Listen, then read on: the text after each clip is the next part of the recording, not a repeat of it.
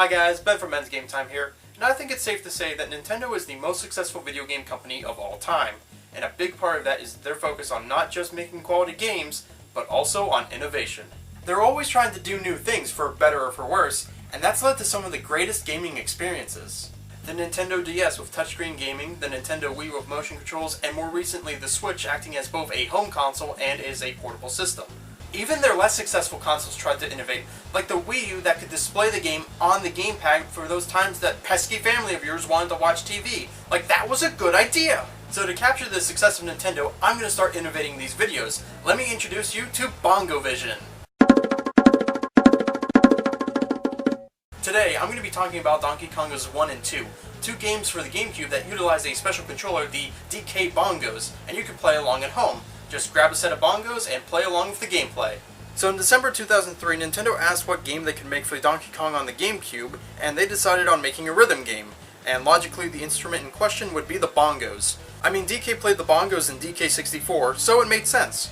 And thus, the DK Bongos and Donkey Konga were born. Donkey Konga was actually developed by Namco, the people behind Pac-Man, and released on December 12, 2003 in Japan, and internationally from September to October of 2004. Kind of a long wait time for the game to come out in the States, Europe, and Australia. Typically, games only took about a month or two to come out in the US. Also, can I just say the box art for the US version of the game just looks strange? It looks less like a video game and more like an instructional DVD that will teach you how to play the bongos. Like, yeah, the people on the cover look like they're having fun, but when have you ever seen real people on the cover of a Nintendo game? Donkey Konga comes with some light story.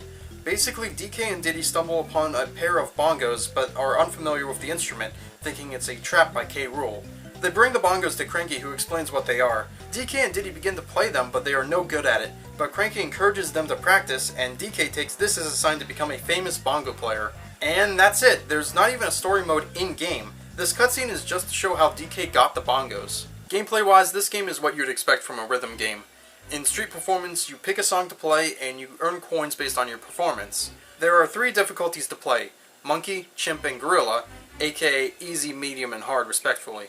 The song selection for this game is surprisingly good, but also has some strange inclusions.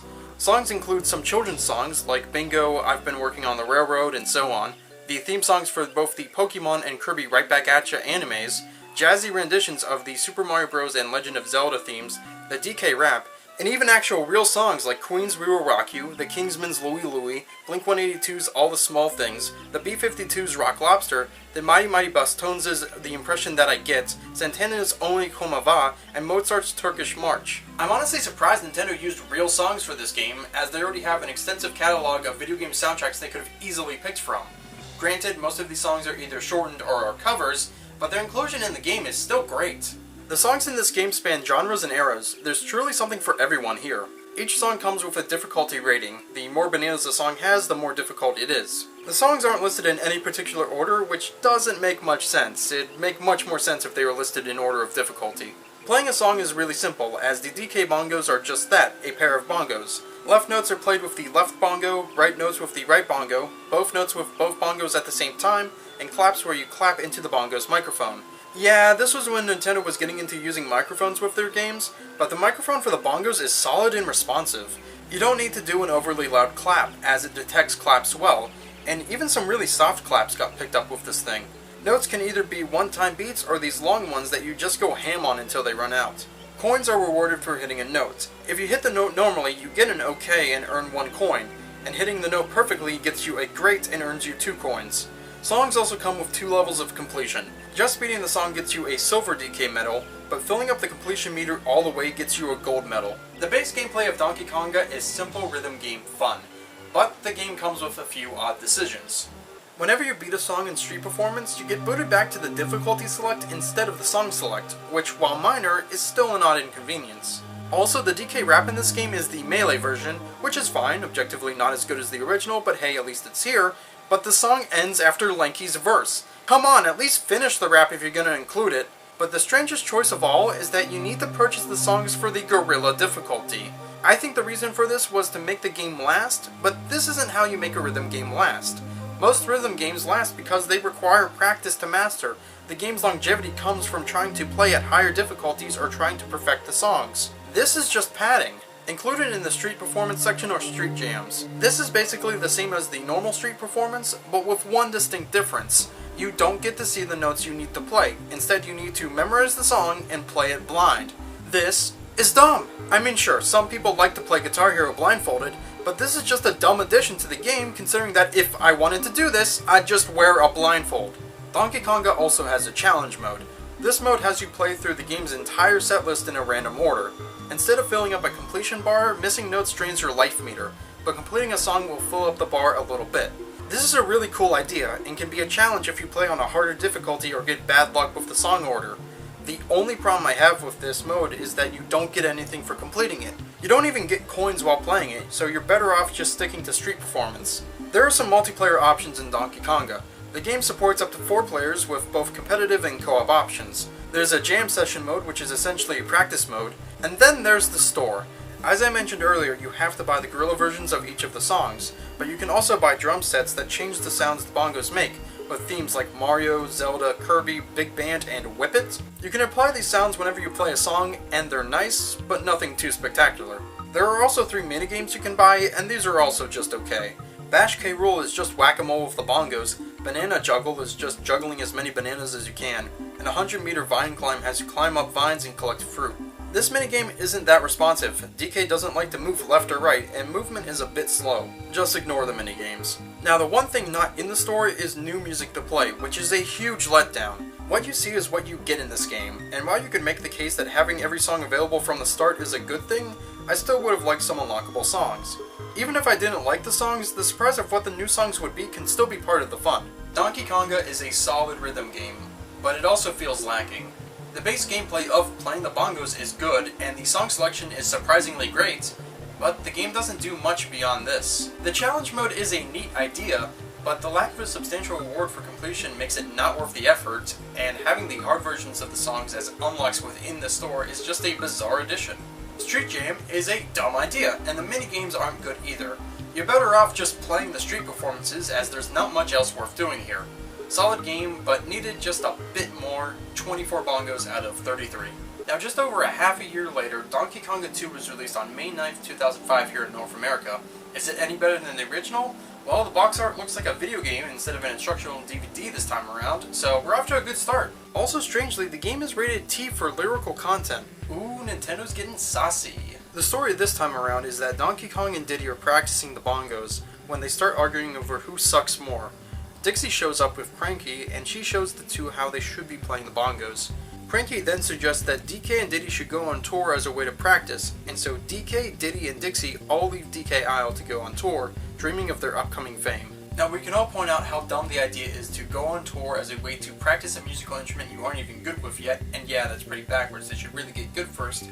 But this is a rhythm game, so story really doesn't matter. Gameplay-wise, this is basically the same as the first Donkey Konga. What? The same notes appear, and you play them the same way, with no new gimmicks added, which is fine. The soundtrack this time around mostly features songs from the 90s and 2000s, and is primarily licensed music centered.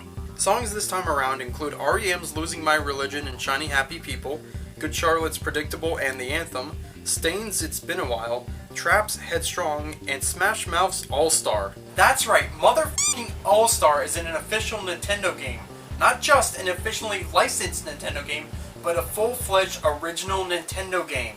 But that's not all, as Boombastic is also in this game. You know Boombastic, as featured in the classic movie Barnyard sung by one Biggie Cheese. Nintendo predicted meme culture a decade in advance. That is some scary good foresight. In terms of new additions to the gameplay, there are a few. If you build up a note streak, you can get a banana fairy to fly around DK, which then rewards you with 3 coins for every note hit. Replacing the street jam from the last game is Beat Mix. Getting the gold medal on a song unlocks the Beat Mix version, which is a remixed version of the song where the notes get changed around. This is a really awesome addition. It's a nice reward for getting the gold medals, and they are really fun to play, much better than Street Jam. Finishing a song in street performance still boots you back to the difficulty select, which is still annoying, but a strange new addition is that the high scores are designated by badges. Whenever you finish a song and get a high score, you can pick a badge to indicate who got it, but wouldn't using initials be a much better system? What if different people ended up using the same badge? You wouldn't be able to tell who got it. Challenge mode also gets revamped a bit. This time around there are 6 song and 12 song challenges in addition to the full set challenge, which this time around has to be unlocked. Gameplay wise, it's the same as the first Donkey Konga, but this time around you actually earn coins for completing it. Also, as a strange addition, the set will always end with Na Na Hey Hey Kiss 'Em Goodbye by the Nylons, which is the only way to play the song. The song doesn't unlock after completing challenge mode, which is a shame because I'd like to be able to play the song outside of challenge mode. New to this game is the freestyle zone, where you can just mess around and play the bongos however you want, nothing special. There are only 2 minigames this time around, and they are unlocked right away, but cost 50 coins to play. The first minigame, Barrel Race, is just hitting the notes that show up faster than your opponent. The other minigame, Rhythm Keeper, is a bit more interesting. You memorize a pattern of notes and their timing, and then you have to repeat them blind. Not bad. Completing the minigames can also earn you badges, which is nice, I guess. I ended up getting a Mario badge from the Barrel Race game. As for the store, the only thing to buy are the gorilla versions of the songs and the drum sets. Again, no unlockable songs. Donkey Konga 2 is mostly just a better Donkey Konga, which is a good thing. The gameplay may be the same, but the beatmix versions of the songs and challenge mode actually rewarding coins are really great additions. The freestyle zone is an okay distraction, but not really worth the time. Getting booted back to the difficulty select is still annoying, the badges should have really been replaced with initials, and the minigames still aren't all that great either, but the base gameplay is still a ton of fun. The song selection is still good, but if I'm being honest, I kind of like the soundtrack of Donkey Konga 1 a bit more. There was just more variety in that game, there was something for everyone, whereas Donkey Konga 2 has less variety and less songs that I wanted to play. But even with a weaker soundtrack, this is still a solid rhythm game. 26 bongos out of 33. Now there was a third Donkey Konga game made, but it was exclusive to Japan and I've never played it. But Donkey Konga wasn't the only thing made for the DK Bongos, because Nintendo ended up making a 2D platformer for the bongos, Donkey Kong Jungle Beat.